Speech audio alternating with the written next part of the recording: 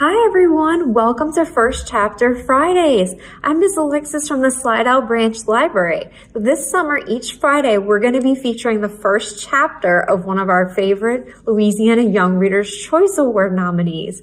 So Louisiana Young Readers' Choice Award is where you can vote on which book that you think deserves the award. So for more information on the nominees and how you can do it, just visit our website at sttimothylibrary.org. So today we are going to be reading Operation Frog Effect by Sarah Scheerger. So chapter 1, Blake. Lucky, unlucky, lucky, unlucky. Emily. Status, smiley face. Dear Hope, Miss Graham said we could give our journal a name, so we feel like we're writing to a person. I've always liked the name Hope. It sounds so optimistic. Okay, I just reread that sentence. Of course Hope sounds optimistic. That's basically the definition, right? I'm feeling pretty hopeful about my first day of 5th grade. We're the kings and queens of White Oak Elementary. I've got both my besties in this class, Aviva, my number 1, and Kaylee, my close second. They came in today with matching bracelets. I bet they have one for me too. They're sitting together in the back of the room. I wish they'd grab seats at my table, but oh well, maybe they just didn't see me when they walked in. I can't believe Miss Graham let us pick our own seats. She looks kind of young, so maybe that's why. I hope she winds up being cool. She's going to lock up her journals at the end of every day. My secrets will be safe with you, Hope, won't they? Love and luck, Emily. P.S. I think Blake is making frog noises. This does not surprise me. Kaylee. Dear Miss Graham, I know you're reading this. I'm tired of pretending I don't know what adults are up to. I'm not being conceited or anything here, Miss Graham, but I'm harder to fool than the other kids. No offense, but if you tell the kids you're not reading their journals, you know half of them are not going to write at all, right? You'll wise up, and then some will be kiss-ups like Emily. For example, I see her up front writing a novel. Aviva and I are outgrowing her. Last year, we only sat with her at lunch to be nice.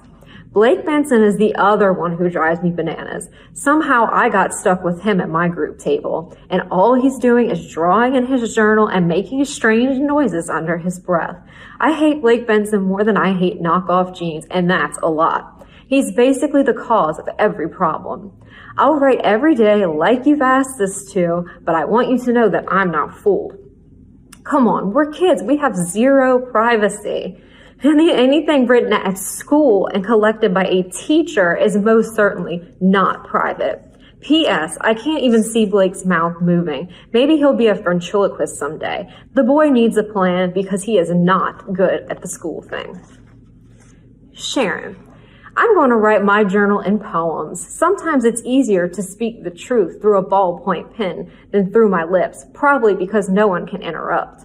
When I talk, I get interrupted, corrected all the time. Most people don't want to hear the truth. Instead, they want some softened up, sugar-coated version of reality. Me, I like my truth, naturally fresh and flavorful, without added sugars or preservatives. Just like my food, we buy organic.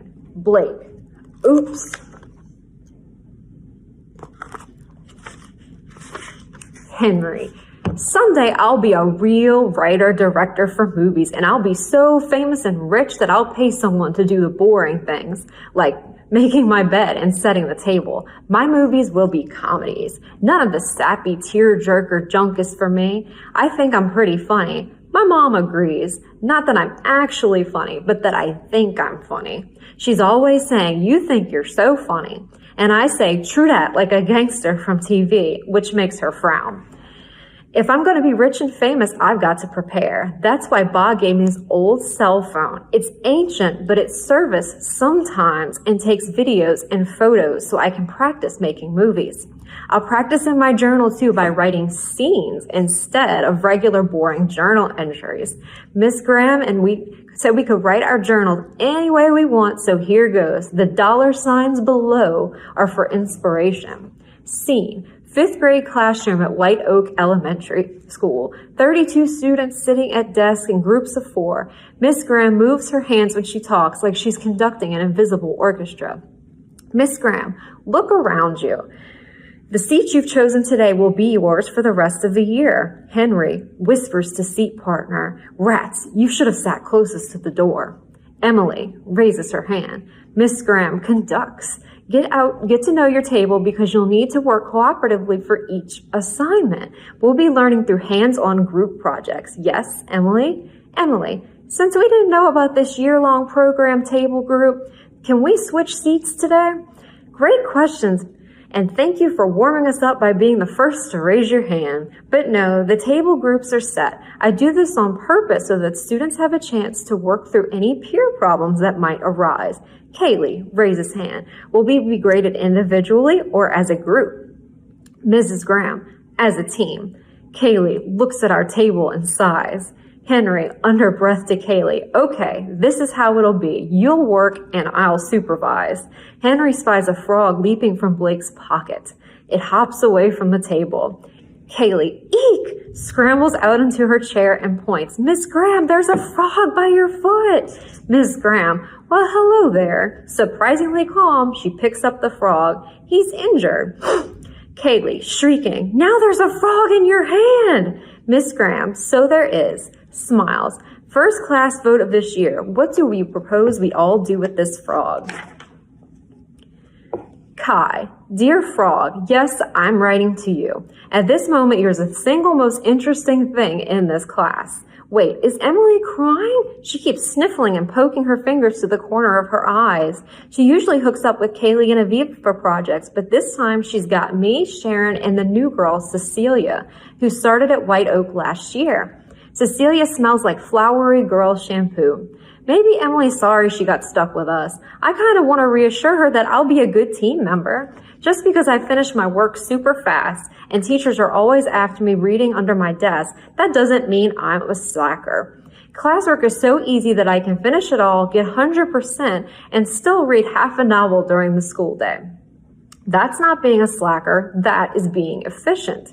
Same philosophy at home. I can read and mop at the same time. Don't bother asking me how. I refuse to reveal my secrets. We're a big reading family, maybe because both my parents are education professors at some university. They stagger their teaching schedules so that someone's always home for the 4 of us after school, and we all pitch in to help.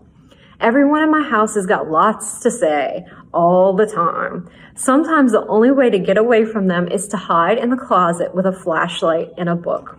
Reading is a good thing, right? But guess what I get in trouble for most? Reading. Somehow no one thinks it's a good idea to read while walking the dog, taking out the trash, or mowing the lawn. Apparently I got all the creative genes. P.S. Writing in private journals on shared desks is a recipe for disaster. People will peek. Not me, of course. Other people. Cecilia. Hola, Abuelita. It's the first day of school and my teacher held a frog in her bare hands. I thought that girl Kaylee was going to have a heart attack. We have an assignment to write every day in journals. I'll write to you, Abuelita. What better way to practice your English than to read my letters, right? I'll write to you in English, but I'll translate my words that you don't know. When my journal is full, I'll mail it to you, and you'll know I've been missing you. Mommy misses you too. Mexico is too far. Every night we dream of bringing you back here to stay with us.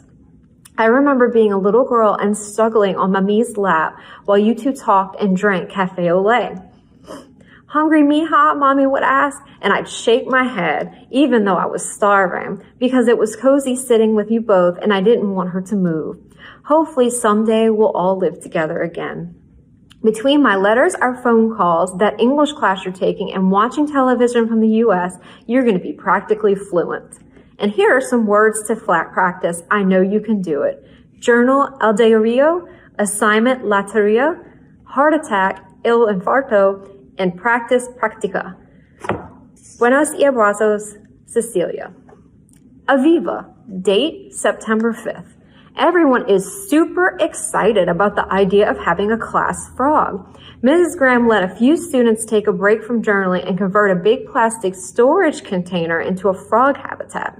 They're gathering grass and poking holes in the lid. I'm an amphibian lover normally. I'd be volunteering to help, but I can't shake a worry. So here's what happened. Kaylee decided we should wear our matching friendship rainbow bracelets today, and she saved me a place in class this morning. I tried to get Emily's attention and wave her over, but Henry snagged the seat right in front of me, and Blake Benson slid into the seat in front of Kaylee. She hates Blake Benson, so I was sure she would say she was saving the seat, but she didn't. I elbowed Kaylee and whispered, "What about Emily?" But she shrugged and said we had to stop babysitting Emily all the time. I real quick scribbled Emily a note telling her not to stress, that Blake would be moved to a chair within a week. I've been in Blake's class every year since 2nd grade, and teachers figured him out pretty fast. But then Miss Graham said we'd be keeping the same seats on teams all year long. So now I'm sitting here journaling and worrying over whether Emily is upset. I like writing because I'm quiet. People think I don't have much to say, but the opposite is true. I have so much to say. I probably have as much to say as Sharon, and she's waving her hands to make a comment every 5 seconds. Kaylee always sighs super duper loud when Sharon is talking. I don't mind Sharon talking so much. She's not my friend or anything, but she makes me think.